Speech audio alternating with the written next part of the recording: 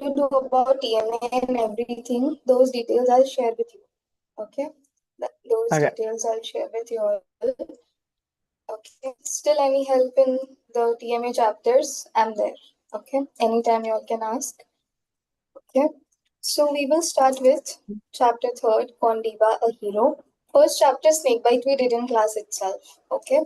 What I want you all to do is try out the back exercises. Okay. Like Friday will be a holiday because there's Good Friday on this Friday. So it will be a holiday. And so you have Friday, Saturday, and Sunday. So please complete Snakebite exercises. Okay. Snakebite grammar portion I will do with you. All right. Like there is some grammar part is also there, so that I will complete with you. Okay. And let's start with Kondiba chapter 3.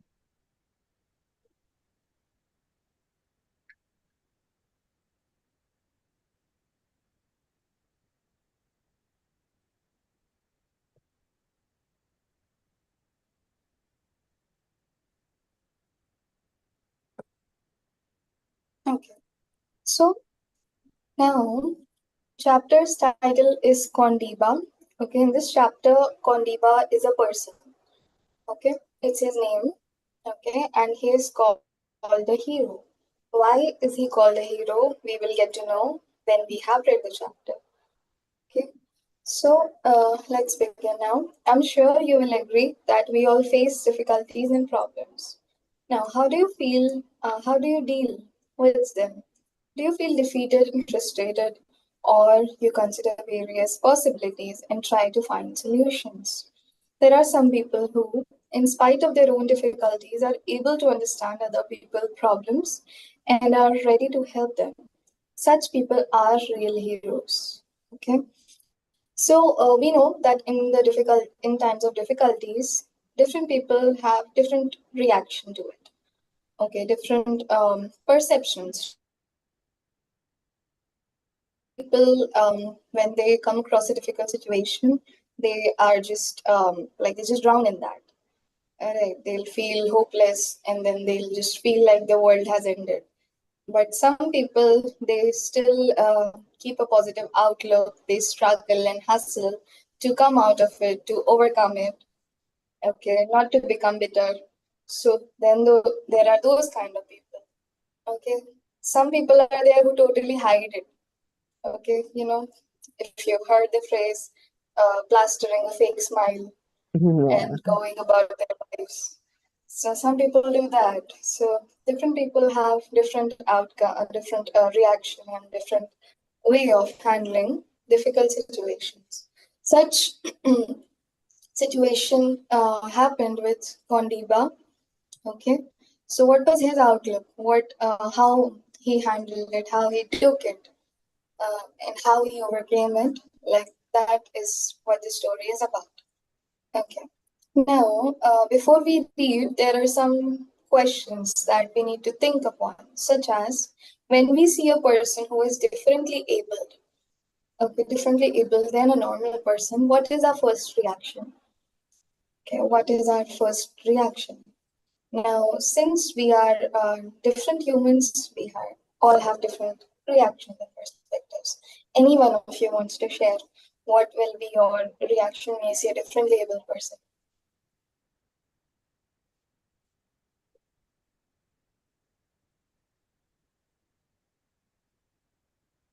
Sad. Sad. Very good. Okay. Yes. Sympathy, maybe. Yeah. Empathy. Okay. Sympathy, empathy. Okay. Sad. Okay. So, some people are there who may think it's like fun, so that is a different kind of reaction because it is one reaction. Some people like think that it's fun. Okay, so those are the reactions. Now, do you think that differently abled people can be self-reliant and economically independent? Can they be self-reliant and economically independent when they are differently abled?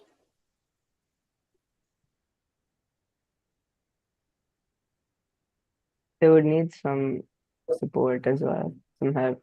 But I don't think they can do it by themselves.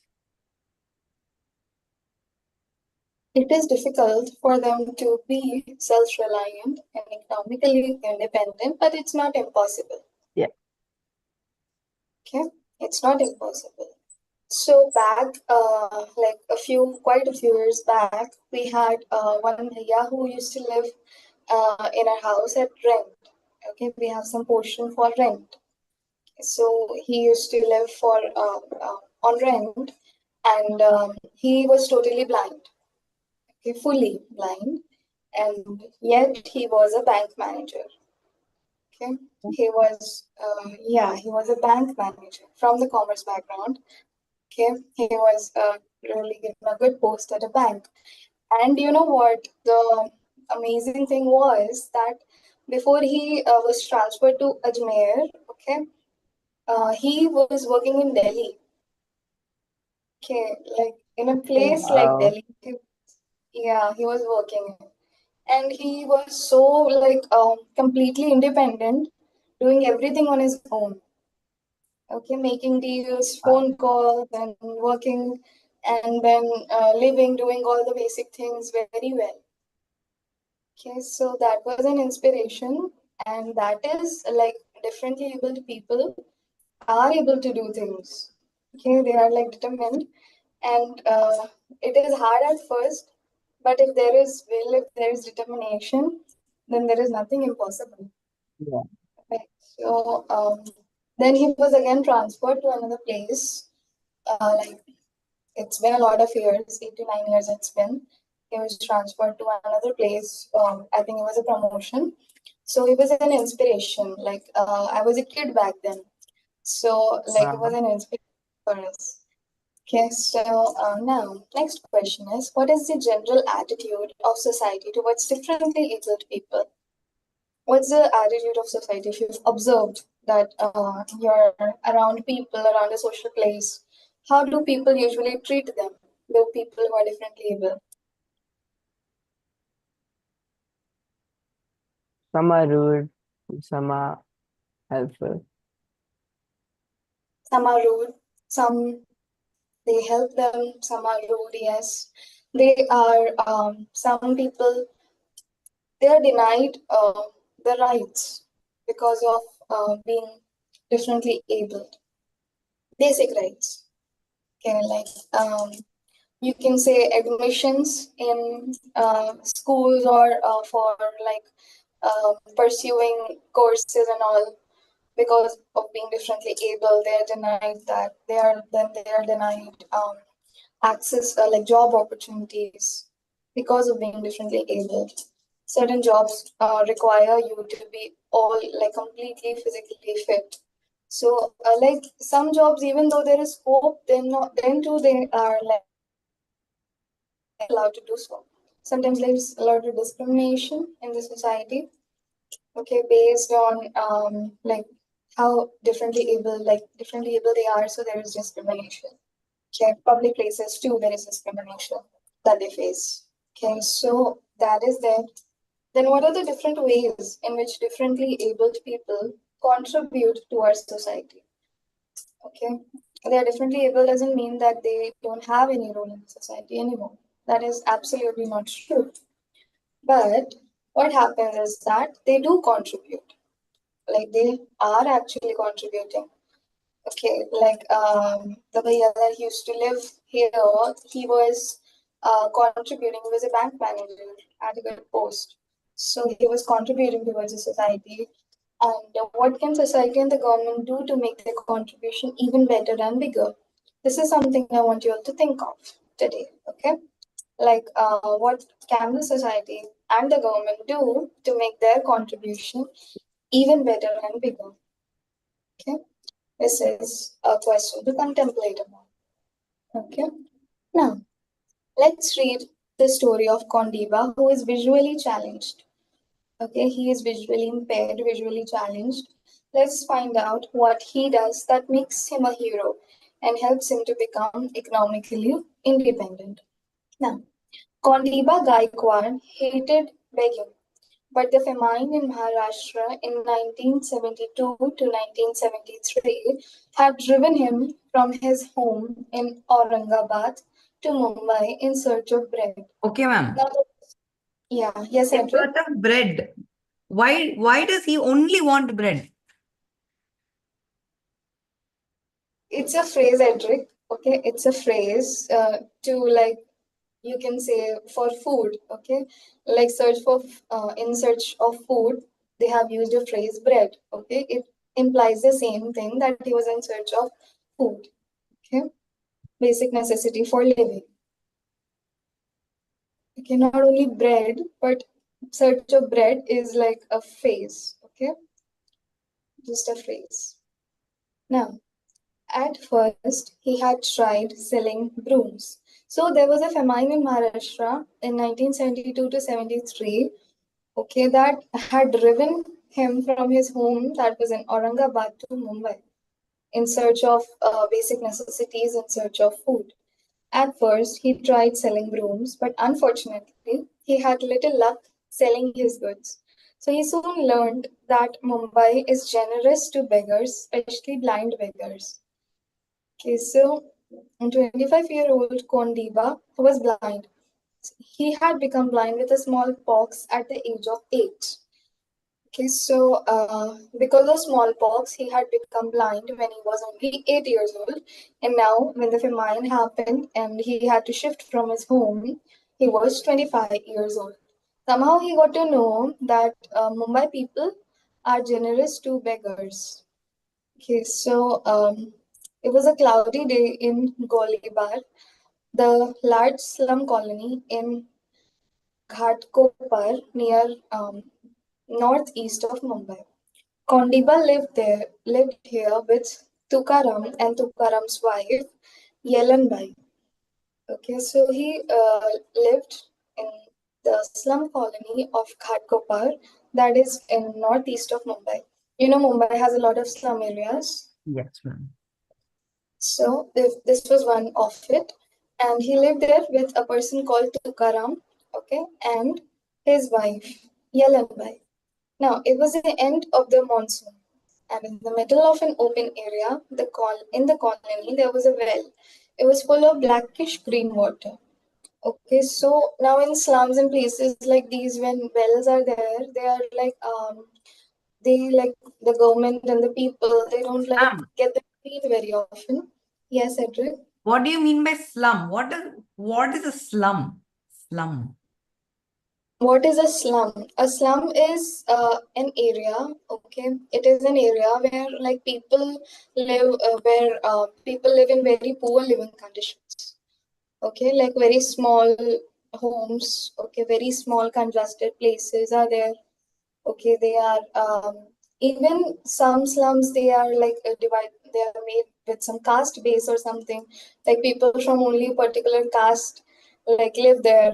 The lower caste, high caste system, something like that. The poor people. Okay, and they are like very small houses, like very small compact space. Okay, in that only they sleep, they eat, they make food, and everything takes place. And there is like those small houses, there is a whole lot of them in a particular area. Okay, so that whole area is known as a slum. Yes, ma'am. Okay, so now there in the middle of an open area near the slum was a well. Okay, it was full of blackish green water. Now, slum people, the slum area is usually dirty. Okay, because nobody like really goes there to get it cleaned. Okay, so it is like not that clean, not very clean compared to the cities. So the well also that was there, it had blackish green water. Nothing could be seen more than a few centimeters below the surface. Okay, like a very less could be seen inside, and all they could see was blackish green water. The well was highly useful to people who lived in the surrounding huts. They had dug it 2 years before because only because the only water tap in the country, in the colony, was not enough for the slum's growing population. Now they only had one water tap. Okay, like in our houses, all of us we have water taps, right? Where the water comes from. Okay, and a lot of them, more than one sometimes. Okay, so but they in the whole colony of the slum, they just had one water tap, which was not enough. So they thought, okay, let's dig a well. So they had dug a well. Now, there had never been any money for a wall around the well. Okay, so they didn't had money to make a wall around the well. Usually, what happens is when a well is dug, okay, a wall is made around it. Okay, a lid is made over it. Okay, a lid is made so that things cannot fall in. Wall is made so that people don't fall in, animals don't fall in, to protect the well. But there was no wall around it. The mouth of the well had gradually widened as the soil and rocks on the sides fell in. Okay, so because there was no wall, the mouth of the well widened because the soil went in.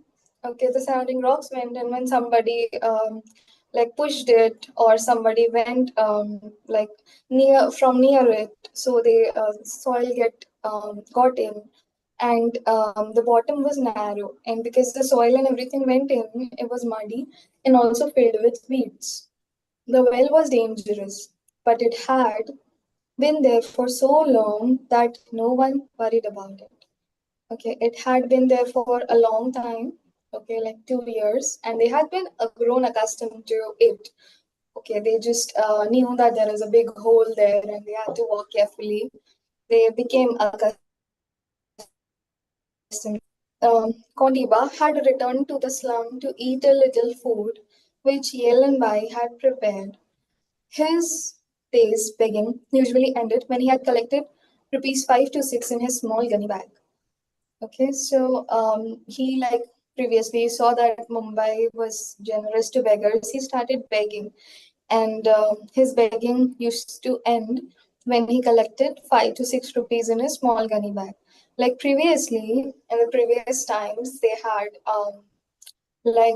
5 to 6 rupees really had value.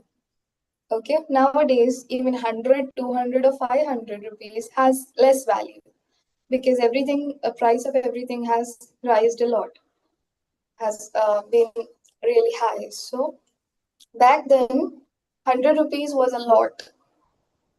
Like 100 rupees was considered a lot of money. Ma'am, Okay, so yes, Edric. ma'am, and why only 5 and 5 to 6 rupees? Nowadays, the beggars will get like thousands of rupees in a day. Not thousands, but hundreds of rupees. Some hundreds of rupees. Okay, but this is, I think, the story ranges back to like it's written with thought of like some years back, like a lot of years back, when the little money had a high value. Okay, when little money had high value. Okay, when at the times of our great grandparents, like 20 rupees, 30 rupees, 40 rupees was really a good amount. They could get the ration with that. Okay, nowadays we need 3,000, 4,000, 5,000 for that, right? So then, well, what was we doing? Yeah, 5 to 6 rupees in his small gunny bag. Now, suddenly, there were shouts and sounds of great confusion. So Kondiba and Yelenbai were startled that someone's fallen in the wall. They heard a woman cry. Someone fell in the wall now. Now. Okay, so Kondiba set aside his meal and said urgently, "Quick, lead me there." Within a minute, the blind beggar and the woman reached the well and pushed their way through a small group at the mouth of the well. In seconds, Kondiba pulled off his shirt and slipped into the water. So somebody had fallen into the well, and usually when this thing happens, there's a great commotion. Okay, like people are shouting and running and forming groups. Nowadays, they are recording videos and making reels. Okay, but that is like today. Now that happened. But previously, there was a commotion. They called for help. Okay, and he pulled off his shirt and slipped into the water to help whoever has fallen in. Two boys were already paddling around, trying to find young Arvind, who had fallen off a tree trunk while drawing water. The boys could not dive. So Arvind had fallen off a tree trunk while he was drawing water from that well. Now Kondiba had been a good swimmer as a young boy before he lost his sight. But years of poverty had made him weak. Once he had been able to dive deep into the wells around his village to pick up shining bits of broken pottery, and that he and his friends would throw in as a part of game. But it had been many years since he had tried to hold his breath long enough to get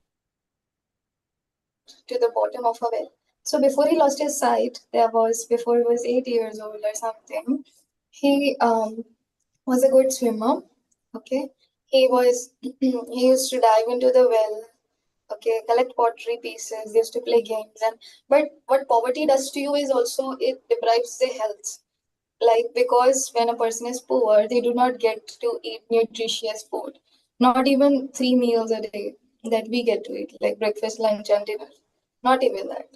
It's hardly one meal if possible. That is also if by chance they get, then they get or not. So the nutritious food is very far. Like the basic food, if they get, that's a big thing. Like when people are in poverty. So that deprived him of strength, and he was thinking that if he will be able to hold his breath, because holding breaths underwater for a long time needs strength. But he had become weak because he was like poor now because of the poverty. His health was also down. So uh, Kondiba floated on the surface for a moment. Then he took a deep breath and then dived inside the well. Carefully feeling his way along the rocks on the side of the well, he reached the bottom. His feet sank into the soft mud. He felt nothing but the mud and the slippery weeds. Tired, tired, and with his breath running out, he came to the surface. So, that below water is a very soft mud, slippery, soft mud is there, okay, beneath the water. And he was like, with his hand, he was trying to navigate the rocks on the surface of the well. And then his feet finally touched the mud. The weeds were there, but then he just came up because he was tired, and his breath he was unable to hold for so long. Okay, so his breath was also running out because underwater, when you're going, you have to stop your breathing. Like you have to um, control your breathing fully. Okay, so he then came out the surface. It was now 2 minutes since Arvind had fallen inside. 2 whole minutes had been passed. His aunt, with whom he lived, was at the well. As Kondiba surfaced without the boy, he heard her wailing. Okay, Ma'am, so yes. ma'am, how deep was the well? How deep was the well? It was quite deep. Okay, quite deep. Like um, probably um 8 feet, 9 feet something, or 10 maybe. Okay, so probably it was that deep. That is usually they are deeper wells. Like there are more deeper wells also. Okay, but it was more than his height, like a lot, quite more than his height. They can just get an idea. So he came out on the when he came out of the surface without the boy. The boy's aunt was wailing. She started crying loudly, and the blind man took another deep breath and vanished into the muddy depths. So he took another breath and went in again. His first dive had given him a good idea of the shape of the well.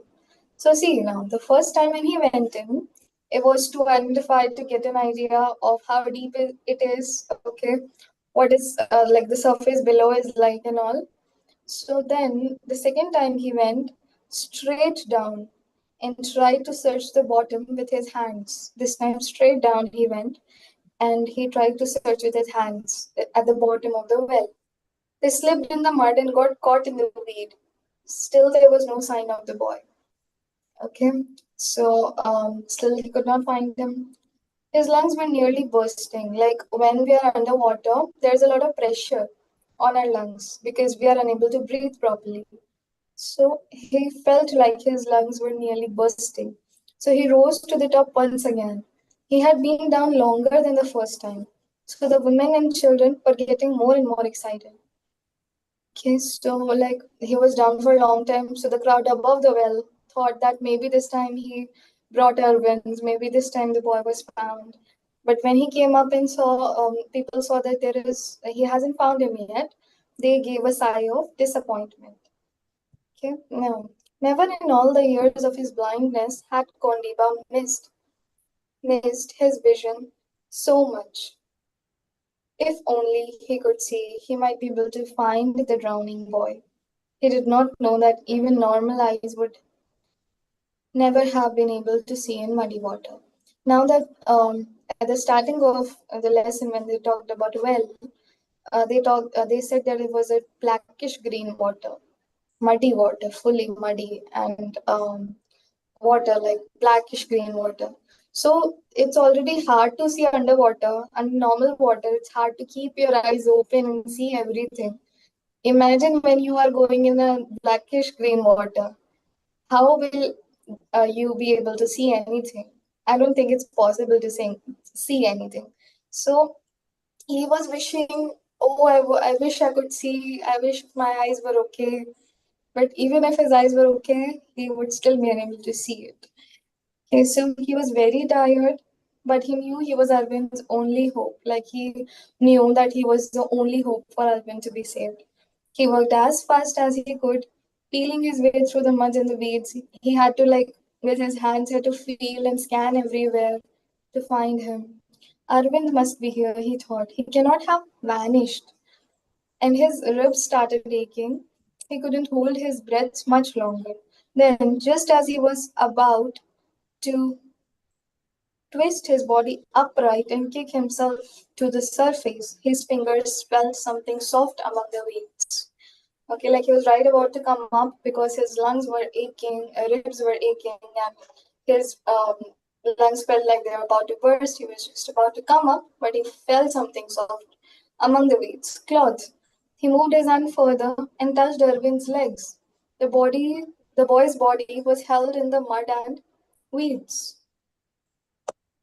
So his heart was beating painfully, and he needed to breathe. This Kondiba needed to breathe.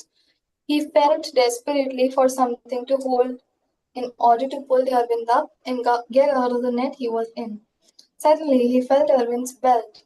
Now, holding it tightly with his right hand, he pulled the lad free, turned about, and pushed up. His spine and muscles ached. This almost stopped his movements. His weak, starved body fought against what his mind told him he must do. Okay, now what happens is that when you are a lot of time underwater, if you've felt this even, if you've gone swimming for a long time or a vacation in a pool, okay, for hours if you've been in a pool, when we come out after like some hours, our like muscles, hands and legs pain. Like it's been happened with me when I've like somewhat been swimming for like 2 hours or 3 hours in the pool, like the muscles start to ache. Okay, that is because of the pressure of water, and his whole body started to ache. Okay, because he was so deep down. Okay, on the lungs and on the breathing and everything, but his mind was determined to save Arvind. So, keeping a tight hold on the boy's belt, he struggled to push himself upwards with his free hand and feet. He held his belt and he tried to push him up with it. Okay, now it seemed a long time before he rose 6 meters from the bottom and broke surface. So you can see the depth of the well. Ma'am? Okay. Ma'am, Yes, how many feet, ma'am? 6 meters is quite deep. Exactly how many feet I'll let you know. I think 3 or 3.5 feet is 1 meter. Yes, ma'am.